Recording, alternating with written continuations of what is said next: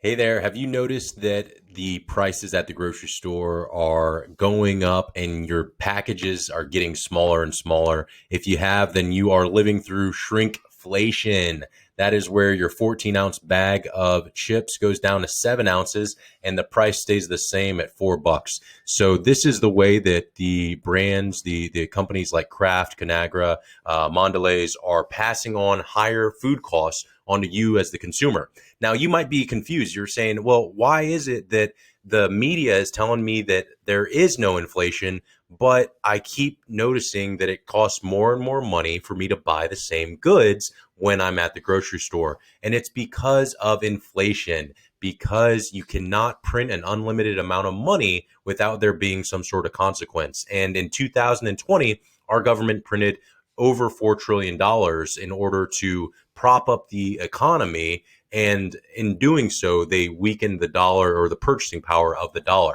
And so consumers feel it first, and folks who spend a higher proportion of their money on essentials are going to be the worst hit. So people who are least capable of producing more income are going to be those who have to take a step back in their quality of life. And it's all because of inflation.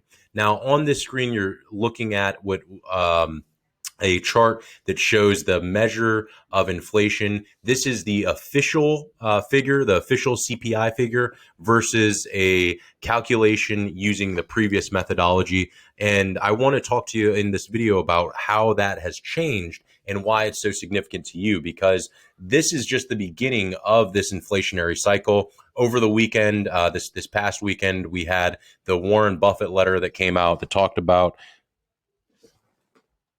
sorry, I had to make sure my mic was on, that spoke about the lack of attractiveness, how bonds are not attractive because of the rising inflationary environment. Basically, if you're going to invest in something for 30 years that's going to pay you 3%, if inflation goes up to 5%, you're losing money on that. Right. So there's not an attractive position for you to hold on to a 30-year bond at 3% if your real inflation is 5%. And so what you see on this screen here is a chart of the inflation rate measured pre and post methodologies. Basically, the government changed the way that you measured inflation in 1990, and in doing so, it reduced the actual inflation figure, which helps them reduce how much they increase pensions and how much they increase cost of living adjustments for Social Security.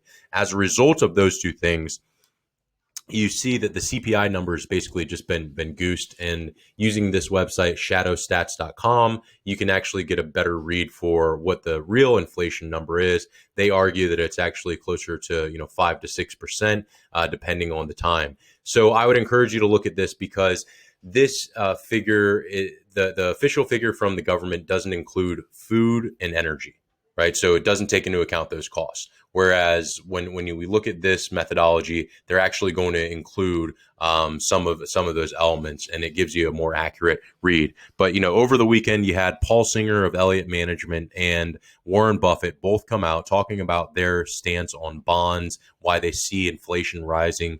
Clearly, you've heard that from other investors as well, talk about the concerns over inflation. So if you're an investor, what should you do? First of all, you need to consider your time horizon for when you'll need your money. Second of all, you want to use that to back into your risk tolerance, meaning how much risk can you stand in a short period of time. And then finally, you want to choose your asset allocation based on those needs. If you have any questions, you need help, you'd like a professional review, then please reach out to me. My name is Nathan Garcia. I am the creator of the Pocket Plan, where we help you build a plan and get connected with professionals. Thanks so much. Let me know what questions you have.